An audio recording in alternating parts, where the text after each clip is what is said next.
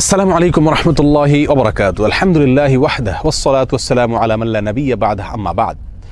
সুপ্রিয় দর্শক শ্রোতা ভাই বোনেরা, আজ আমরা এমন একটি জিকির, এমন একটি দোয়ার কথা বলবো যে জিকির এবং দোয়া জানে না এমন কোনো মুসলিম পৃথিবীতে পাওয়া কঠিন। বলতে গেলে আমরা সকলেই এই দোয়া, এই জিকিরটি জানি, এই বাক্যটি মুখস্থ আমাদের আছে, কিন্তু এই বাক্যের যে ওজন, এই বাক্যের যে ওয়েট, এই বাক্যের যে গুরুত্ব, সেটা আমরা হয়তো অনেকেই উপলব্ধি করতে পারি না। মুস্তাদরাক হাকিমে আবু সাঈদ খুদরি রাদিয়াল্লাহু তাআলা আনহু থেকে বিশুদ্ধ সূত্রে বর্ণিত এক হাদিসে নবী করিম সাল্লাল্লাহু আলাইহি সাল্লাম ইরশাদ করেছেন, একবার আল্লাহর নবী মুসা আলাইহিস সালাতু ওয়াস সালাম আল্লাহর কাছে দরখাস্ত করলেন, আল্লাহর কাছে আবেদন পেশ করলেন। তিনি আল্লাহর সঙ্গে সরাসরি কথোপকথন করতেন, সেজন্য কালিমুল্লাহ বলা হয় তাকে।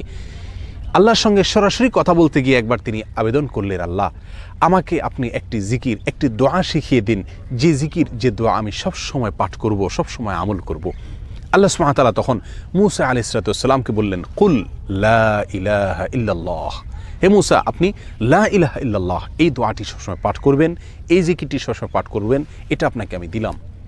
মূসা আলাইহিস সালাতু ওয়াস সালাম কিছুটা আশ্চর্যান্বিত হয়ে আল্লাহ সুবহানাহু ওয়া তাআলাকে বললেন, আল্লাহ লা ইলাহা ইল্লাল্লাহ এটা তো এমন একটি বাক্য, এমন একটি জিকির, এমন একটি দোয়া যেটা সকলেই বলে, সব মানুষই বলে। আমি তো আপনার কাছে স্পেশাল কোনো দোয়া চেয়েছিলাম, বিশেষ কোনো দোয়া চেয়েছিলাম।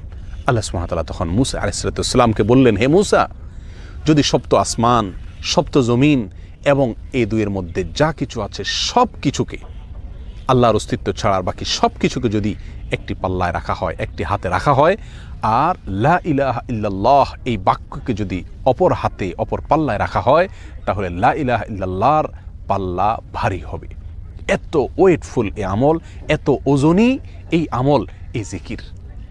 অর্থাৎ আল্লাহ সুবহানাহু ওয়া তাআলা মূসা আলাইহিস সালাতু ওয়াস সালামকে যে বার্তা দিলেন সেটি হলো, লা ইলাহা ইল্লাল্লাহর চাইতে ওজনী, এর চাইতে ওয়েটফুল, এর চাইতে ভারী, এর চাইতে শ্রেষ্ঠ, এর চাইতে মর্যাদাপূর্ণ কোনো জিকির আল্লাহর জমিনে আর নাই।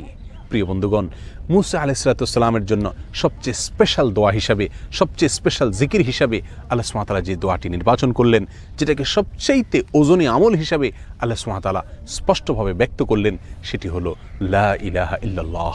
অথচ এই লা ইলাহা ইল্লাল্লাহ এটাকে আমরা খুব সাধারণ একটি জিকির মনে করি, খুব সাধারণ একটি দোয়া মনে করি, আমরা বিশেষ আমল খুঁজে বেড়াই। অথচ এর চাইতে বিশেষ, এর চাইতে স্পেশাল কোনো আমল আল্লাহর জমিনে আর হতে পারে না।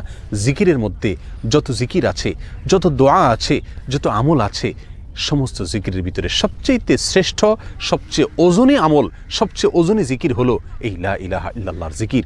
মিজানের পাল্লায় কিয়ামতের দিন যখন আমার নেকামল মাপা হবে, তখন আমার নেকামলে শুধুমাত্র লা ইলাহা ইল্লাল্লাহ এর আধিক্য যদি থাকে, তাহলে ইনশাআল্লাহ আমার নেকামলে পাল্লা অনেক বেশি ভারী হবে। আসুন, চলতে ফিরতে, উঠতে বসতে, অবসরে, কাজের ফাঁকে সবসময় মুখ থেকে, অন্তরের গভীর থেকে লা ইলাহা ইল্লাল্লাহ উচ্চারণ করতে থাকি। অন্তর পরিষ্কার হয়ে যাবে, অন্তরের ময়লা দূর হবে, অন্তরের পেরেশানি দূর হবে, অন্তরে আল্লাহ সুবহানাহু ওয়া তাআলার প্রতি আস্থা বাড়তে থাকবে, ঈমান বাড়তে থাকবে। এবং লা ইলাহা ইল্লাল্লাহ এই জিকির আমরা যত বেশি করব, তত বেশি সৃষ্টি জগতের অন্য সব কিছু আমাদের কাছে তুচ্ছ মনে হতে থাকবে। সব কিছুর হারানোর কষ্ট আমরা ভুলতে থাকব। আল্লাহ সুবহানাহু ওয়া তাআলার কাছে আমরা খুব বেশি নৈকট্য অর্জন করতে পারবো।